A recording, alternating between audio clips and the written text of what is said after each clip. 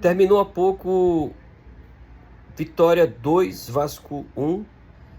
O Vasco tem uma capacidade absurda de piorar a situação, de envergonhar o torcedor. O Vasco que não vencia 7 jogos e passa agora a ter 8 jogos sem vencer e, além do revés, agora é um dos integrantes da zona do rebaixamento, né? Ocupa agora a 17ª posição.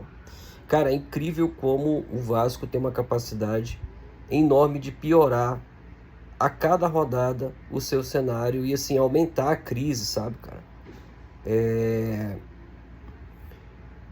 Sobre o jogo, o Vasco enfrentou um Vitória que não vencia, né, pelo menos aí 5 jogos, em crise também, né? Um dos times que deve brigar, deve fazer um campeonato à parte com o Vasco em relação à disputa ali pela permanência na Série A. Eu acredito muito que o time do Vitória lute por esse tipo de interesse na competição, assim como o Vasco, né? E para piorar, o Vasco com um a mais, com um resultado favorável, toma a virada no segundo tempo, né? Mas vamos falar sobre a escalação que o Felipe colocou em campo, né? Felipe que deve ter feito aí o seu último jogo no comando da equipe Cruz Maltina. Felipe colocou em campo um meio-campo diferente, né? Com Coutinho, Paulinho e Sforza, e foi um meio-campo que até de certa forma jogou melhor do que os anteriores, né? Controlando ali a posse de bola, com mais qualidade nos passes. O Vasco teve um pouco mais de competitividade dentro da partida, mas muito pouco.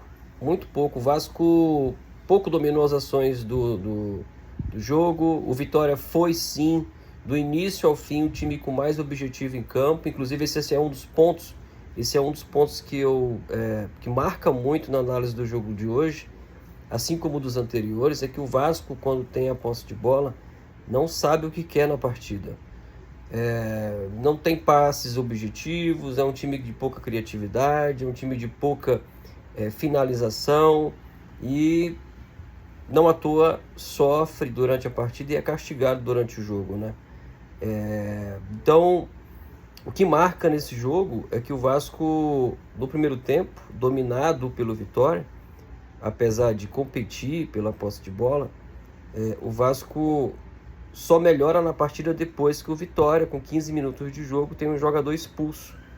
E ali o Vasco começa a dominar as ações do jogo e passa, né, a ser um pouco mais ofensivo e faz um gol ali com a jogada típica, né? Bola pela esquerda, cruzamento do Piton, cabeçada do Verratti, e quando a bola chega realmente ele faz a diferença, né? Só que é isso, o Vasco se resume hoje a isso, né? E durante o jogo, depois de ter feito 1-0, o Vasco não buscou garantir o resultado, né? Então ficou ali tentando, né, administrar a partida. O Vitória não se entregava, o Vitória fez por merecer o resultado, né? O Vitória foi buscar com o Renato Kaiser, né? Outro ponto importante que eu destaco da partida é o seguinte, né? Pô, o Vasco tá atrás, cara, de atacantes aí desde o ano passado, e trazendo jogadores aí como esse Lloyd, que não tem condições de vestir a camisa do Vasco, cara. Jogador totalmente desconectado do futebol brasileiro, totalmente desconectado do que o Vasco da Gama. E, pô, Renato Kaiser estava machucado, acho que com mais de 60 dias aí que não entrava em campo. E volta diante do Vasco, né? Acho que, salvo engano, faz sua estreia pelo Vitória diante do Vasco. Prata da casa, né? Conhece a base do Vasco, um cara criado dentro do clube. Marca os 2 gols, né? Ou seja, o cara faz os 2 gols do Vitória, né? Garante os 3 pontos, que vai ser importantíssimo para o Vitória durante o campeonato. E aí o Vasco, que está desde o ano passado atrás de um atacante, é incapaz, cara, de repatriar aí o Renato Kaiser e colocar uma prata da casa para jogar novamente pelo clube, né, ao invés de ficar tentando apostas no mercado. Não dá para entender. Não dá para entender. E aí, o Vasco, depois que leva o primeiro gol, pelo lado esquerdo ali da defesa, né, inclusive o Piton, cara, ele deu assistência durante o jogo, mas é só isso, né, cara? O Piton, se você apertar um pouquinho lá na defesa, ele entrega, né? E o Vasco tomou gols, né? Com 2 jogadas pela esquerda. Uma ele perde a disputa de bola e a outra o Coutinho, que já estava cansado, né, na partida, que para mim não fez um bom jogo também o Coutinho, muito sumido. O pouco que pegou na bola foi pouco objetivo e faz a falta que origina, né, o gol da virada numa falha da defesa. Mais uma vez o Puma Rodrigues do lado direito, né, assiste a jogada e o Renato Kaiser aproveita um rebote do goleiro, né, um lance em que o Léo Jardim espalma a bola, ela acaba ali ficando no pé do atacante, né. Cara, é vergonhoso o que este elenco é capaz de fazer com o torcedor, né. E aí o Vasco vem para o próximo jogo, muito provavelmente com a estreia do Fernando Diniz, né? Fernando Diniz que, para mim, não sei, eu tenho uma opinião dividida sobre isso, sabe? Eu acho que o Fernando Diniz é um técnico interessante, mas não para o nosso elenco.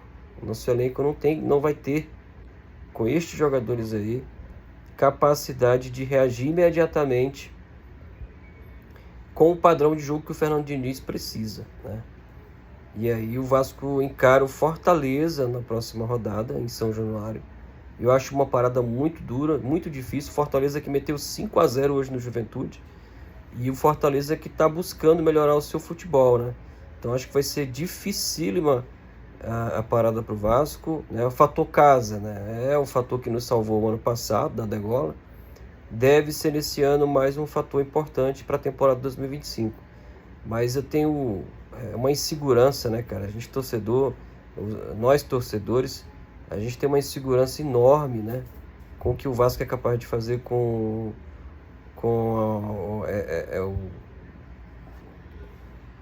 o futebol que apresenta cada rodada, né? Não dá para prever.